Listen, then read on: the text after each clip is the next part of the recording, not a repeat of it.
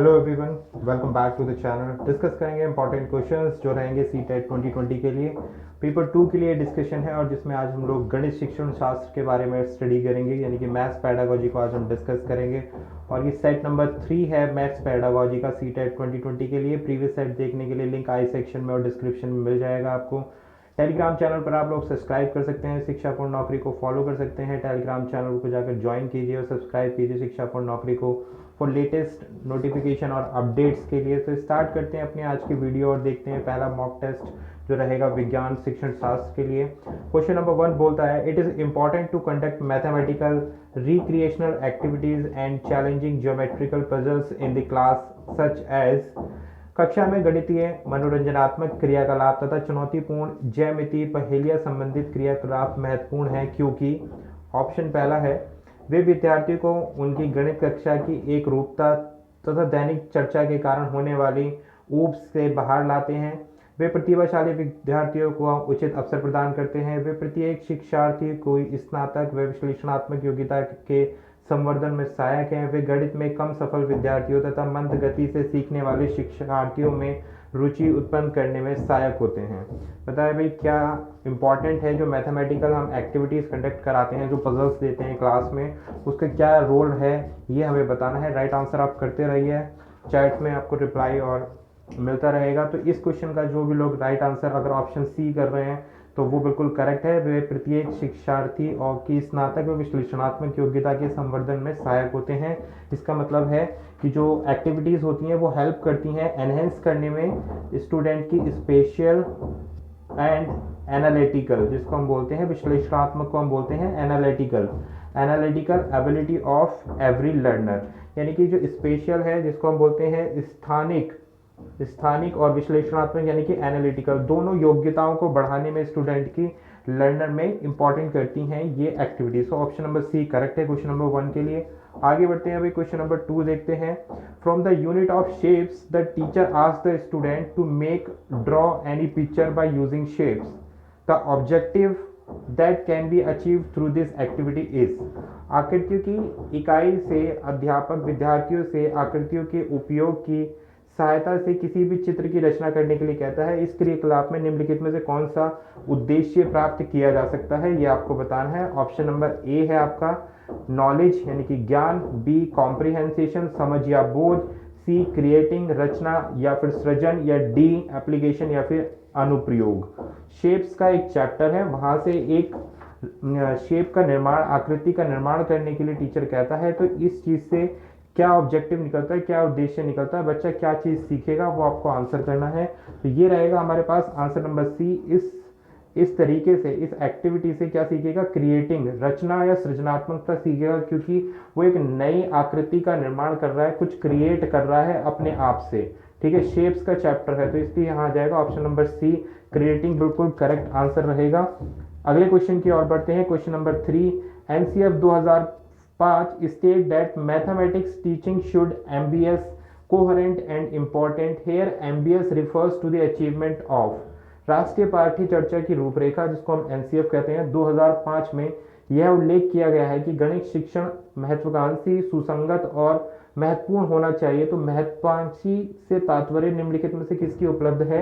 Option A narrow goals of mathematics, B linking the mathematics with other subject, C application of the mathematics, या higher goal of the mathematics. इन सारे options की हिंदी बता देता हूं। Narrow गोल यानी कि संकीर्ण जो गोल होते हैं मैथमेटिक्स के, वो मैथ्स को किसी दूसरे सब्जेक्ट के साथ लिंक करना यानी कि उनको जोड़ना एक सब्जेक्ट से दूसरे सब्जेक्ट, एप्लीकेशन यानी कि अनुप्रयोग करना गणित के, और जो हायर गोल्स होते हैं यानी कि उच्च स्तर के जो अचीवमेंट्स होते हैं मैथमेटिक्स के द्वारा या फिर वो। तो राइट आंसर जो है हमारे पास that is option number D is the right answer. इस तरीके से हम हायर गोल ऑफ मैथमेटिक्स को अचीव कर सकते हैं अगर हम राष्ट्रीय पाठ्य चर्चा की रूपरेखा में जो एमबीएस वर्ड है वो डिफाइन करता है यहाँ पे higher goal of mathematics. Clear है भाई, क्योंकि ये जो करता है ये बच्चे को डेवलप करता है, रिसोर्सेज देता है, और थिंक यानी कि सोचने के लिए, और रीजन देता है सोचने के लिए, प्रतिबद्ध करता है। तो option number D higher goal of mathematics is the right answer for question number 3। अगले क्वेश्चन की ओर बढ़ते हैं भाई। CBSE announces the celebration of Ghent week in school to commemorate the birth anniversary of legendary mathematician Srinivasan Ramanujan. Ghent stands for, Hindi में देख लेते हैं क्या बोलते हैं। विद्यार्थियों में प्रसिद्ध गणितज्ञ श्रीनिवास रामानुजन के जन्म की जयंती की स्मृति पर सीबीएसई ने गैंट वीक का निर्माण किया है। तो ये गैंट वीक का क्या अर्थ है, ये गैंट का क्या अर्थ है, ये पूछ रहे हैं। ऑप्शन नंबर ए, संख्यात्मक नवाचार और तकनीकी में योग्यता में वृद्धि, संख्यात्मक नवाचार और प्रशिक्षण में योग्यता में वृद्धि, संख्यात्मक नवाचार और तकनीकी में अभिवृद्धि में वृद्धि, संख्यात्मक नवाचार और प्रशिक्षण में अभिवृद्धि की वृद्धि। गैंट का मतलब बताना है, GAINT किस चीज के लिए स्टैंड करता है, ये आपसे पूछा जा रहा है। तो राइट आंसर है हमारे पास ऑप्शन नंबर डी, संख्यात्मक नवाचार और प्रशिक्षण में अभिवृद्धि की वृद्धि। अब G स्टैंड करता है, G4 होता है भाई ग्रोइंग, इंग्लिश में देख लेते हैं इसको एक बार, ग्रोइंग। और G के बाद आएगा आपका A, तो A स्टैंड करेगा आपका aptitude, aptitude in numerical, N for numerical. I4 stand करेगा इनोवेशन एंड T स्टैंड करेगा यहाँ पर growing aptitude in numerical, innovation and training. ठीक है भाई, G हो गया ग्रोइंग और A हो गया एप्टीट्यूड, N हो गया न्यूमेरिकल, I हो गया इनोवेशन एंड T हो गया ट्रेनिंग। तो ऑप्शन नंबर डी हिंदी में इसको हमने प्रोनाउंस किया है, करेक्ट आंसर है। क्वेश्चन नंबर 5 लेते हैं। As per the vision statement of NCF, school mathematics does not take place in situation where children। NCF 2005 के लक्ष्य कथन के अनुसार विद्यालयी गणित उस स्थिति में नहीं होता जहां बच्चे, ऑप्शन नंबर ए, गणित का आनंद उठाने के लिए सीखते हैं, गणित को अपनी दैनिक जीवन में अनुभवों के रूप में देखते हैं, अर्थपूर्ण समस्याओं को रखते और हल करते हैं, सूत्रों और एल्गोरिदम को कंठस्थ करते हैं। बताइए भाई क्या करेक्ट आंसर होगा, क्या पूछ रहे हैं यहाँ पे। जो NCF 2005 है उसमें से जो विद्यालय में गणित पढ़ाया जाता है तो उसमें क्या स्थिति नहीं होती है, बच्चे किस स्थिति में नहीं सीखते हैं NCF 2005 के अनुसार, ये आपको बताना है। तो राइट आंसर है, जो लोग भी ऑप्शन नंबर डी दिया है बिल्कुल सही दिया है भाई, सूत्रों और एल्गोरिदम्स को कंठस्थ करना है। सूत्र यानी कि फॉर्मूलेज को और जितने भी हमारी एल्गोरिदम्स होती हैं उनको मेमोराइज करना, कंठस्थ मतलब मेमोराइज करना। देखिए गणित कभी भी ये नहीं कहता कि आप रट्टाफिकेशन करो, और गणित तो बिल्कुल नहीं कहता कि आप रटो। अगर आप गणित को रटोगे तो आप बिल्कुल नहीं समझ पाओगे। एक प्रॉब्लम को सॉल्व कर सकते हो लेकिन अगली प्रॉब्लम में आप फेल हो जाएंगे अगर गणित को कंठस्थ करेंगे तो। NCF 2005 भी यही कहता है कि स्कूल में आप बच्चों को सूत्रों को रटवाइए मत, उनको समझाइए कहाँ से निकल के आया है। ठीक है, इस तकनीक का प्रयोग करें कि कहाँ से निकल के आया और कहाँ इसका प्रयोग किया जाएगा। ऑप्शन नंबर डी बिल्कुल करेक्ट है क्वेश्चन नंबर 5 के लिए। अगले क्वेश्चन की ओर बढ़ते हैं भाई। क्वेश्चन पसंद आ रहे हो तो यार लाइक और शेयर सब्सक्राइब जरूर करते रहिएगा बिना कहे आपको। With the help of GeoBrush software student can learn all the concept of geometry through. GeoBrush software की सहायता से शिक्षार्थी डैश के द्वारा ज्यामिति की सभी अवधारणाओं को सीखते हैं। कौन सी अवधारणाओं को सीखते हैं ये हमें बताना है। Option number A, explanatory approach, खोजपरक उपागम, इंक्वायरी बेस्ड अप्रोच, परीक्षा आधारित उपागम, प्रोजेक्ट बेस्ड अप्रोच, परियोजना आधारित उपागम, लेक्चर बेस्ड अप्रोच, व्याख्यान आधारित उपागम। कौन सा उपागम लर्न करते हैं ये हमें बताना है क्वेश्चन नंबर 6 के लिए। तो देखिए जो बच्चे भी ए आंसर कर रहे हैं बिल्कुल सही है, एक्सप्लेनेटरी जिसको बोलते हैं खोजपरक उपागम जो है बिल्कुल सही आंसर है क्वेश्चन नंबर 6 के लिए।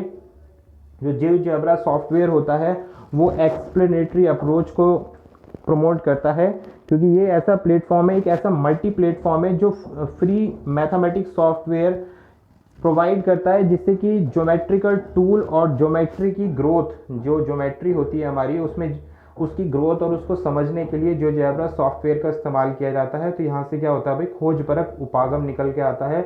Option number A is the right answer. आगे बढ़ते हैं भाई क्वेश्चन नंबर 7 के लिए। क्वेश्चन 7 आपसे बोलता है A lesson plan on unit of mensuration include one of the instructional objective as follows. Learner will be able to understand the application of mathematics. This instructional objective is। Hindi में पढ़ लेते हैं इसको। क्षेत्रमिति की इकाई पर आधारित पाठ योजना में शामिल एक अनुदेशात्मक उद्देश्य इस प्रकार था, शिक्षार्थी गणित के अनुप्रयोग को समझ सकें। ऑप्शन नंबर ए, यह अनुदेशात्मक उद्देश्य है। बी, उचित है क्योंकि गणित की सभी इकाइयों का उद्देश्य यही है। सी, उचित है क्योंकि क्षेत्र विधि पर आधारित इकाई के दैनिक जीवन में अनेक अनुप्रयोग हैं। डी, उचित है क्योंकि किसी भी प्राप्त ज्ञान का अनुप्रयोग करने के लिए योग्य हुए। पता है भाई क्या करेक्ट आंसर होगा? क्वेश्चन नंबर 7 डिस्कस कर रहे हैं। जी हाँ, बिल्कुल 7 डिस्कस कर रहे हैं। राइट आंसर बताइए क्या होगा हमारे पास राइट आंसर। तो देखिए राइट आंसर इस क्वेश्चन के लिए हमारे पास होगा option number D, inappropriate as the objective is voice. Option number D के साथ जाएंगे। क्या बोलता है? उचित है क्योंकि किसी को भी प्राप्त ज्ञान का अनुप्रयोग करने के योग्य हुए।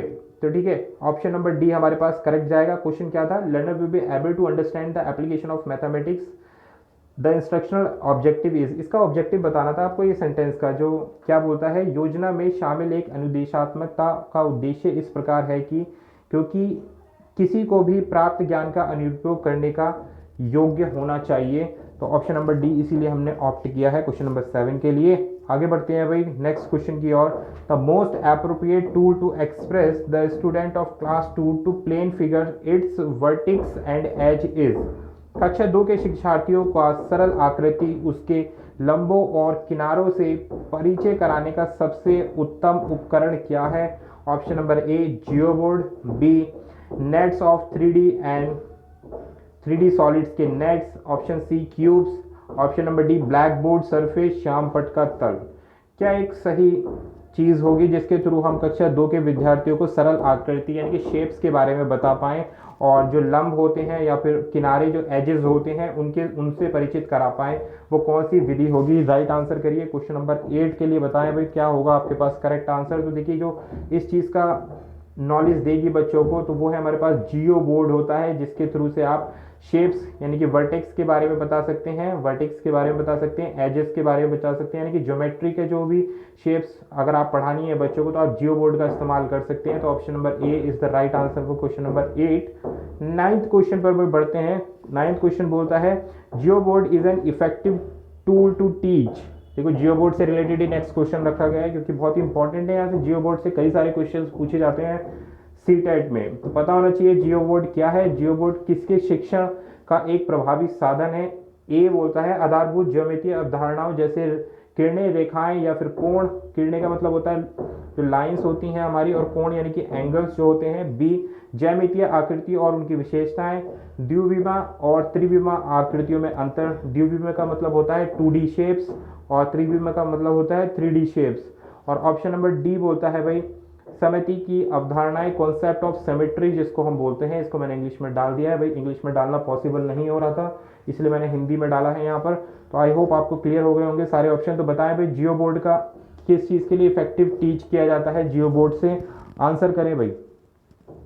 तो देखिए जो राइट आंसर है हमारे पास ऑप्शन नंबर बी, जो जियो बोर्ड यूज किया जाता है ज्योमेट्रीय आकृतियां और उनकी विशेषताएं के लिए जियो बोर्ड का हम इस्तेमाल करते हैं। जितनी भी हमारी ज्योमेट्रिकल आकृति शेप्स होती हैं और उनकी विशेषताएं जो होती हैं उसको बच्चों को पढ़ाने के लिए इस टूल का इस्तेमाल किया जाता है जिसको हम बोलते हैं जियो बोर्ड। तो क्वेश्चन नंबर 9 के लिए ऑप्शन नंबर बी बिल्कुल करेक्ट है। आगे बढ़ते हैं भाई क्वेश्चन नंबर 10 के लिए।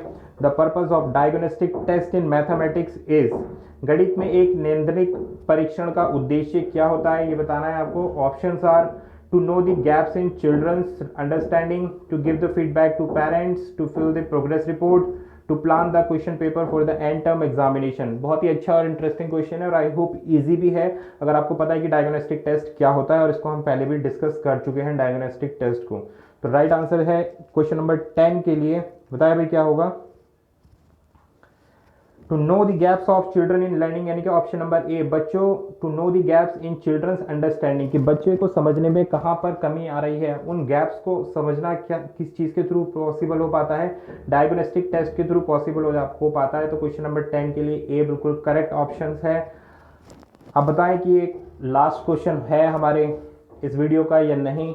तो भाई एक क्वेश्चन और इंक्लूड किया गया है, आप लोगों के कहने पर भी क्वेश्चन नंबर्स को बढ़ाया जाए। धीरे धीरे हम इसी तरीके से क्वेश्चंस को हम बढ़ाएंगे कि अब आज हमने जो क्वेश्चन 11 को भी इंट्रोड्यूस किया है, which statement is correct about triangular relationship between objective learning experience and evaluation. निम्न में से कौन सा कथन उद्देश्य, अध्ययन, अनुभव और मूल्यांकन के बीच त्रिकोणीय संबंध के बारे में सही है। ए ऑप्शन बोलता है सभी 3 चरणों परस्पर संबंध है। शिक्षक के उद्देश्य एक निर्णायक कदम का गठन करते हैं जिस पर अध्ययन, अनुभव और मूल्यांकन दोनों आधारित हैं। मूल्यांकन शिक्षण अधिगम प्रक्रिया में शामिल एक प्राकृतिक कदम है। यह ऑप्शन डी बोलता है उपयुक्त सभी। क्या होगा करेक्ट आंसर क्वेश्चन नंबर 11 के लिए? भाई आंसर कीजिए। आपके कहने पर एक क्वेश्चन आज के सेट में हमने इंक्रीज किया है। तो क्वेश्चन नंबर देखिए 11 के लिए जो ऑप्शन है डी जो आंसर दे रहे हैं बिल्कुल सही है। ऑल ऑफ द अबव सभी को इंट्रोड्यूस किया जाएगा। जो ऑब्जेक्टिव लर्निंग एक्सपीरियंस और इवैल्यूएशन के बीच में संबंध स्थापित करता है वो सारे के सारे ऑप्शंस हैं। तो इसलिए हमने ऑप्शन डी को ऑप्ट किया है क्वेश्चन नंबर 11 के लिए। आई होप क्वेश्चंस आपको समझ में आए होंगे सेट नंबर 3 के, जिसमें हमने मैथ्स पेडागोजी को डिस्कस किया। अच्छे लगे हो तो यार लाइक शेयर सब्सक्राइब करना बिल्कुल भी ना भूलें और फॉलो करना है बस आपको टेलीग्राम चैनल पर जाकर चैनल को फॉलो कीजिए शिक्षा पूर्ण नौकरी के नाम से और बेल आइकन को जरूर प्रेस करें। मिलेंगे आपसे नई वीडियो के साथ। This was Abhishek Tyagi. Thanks for watching. Thank you very much.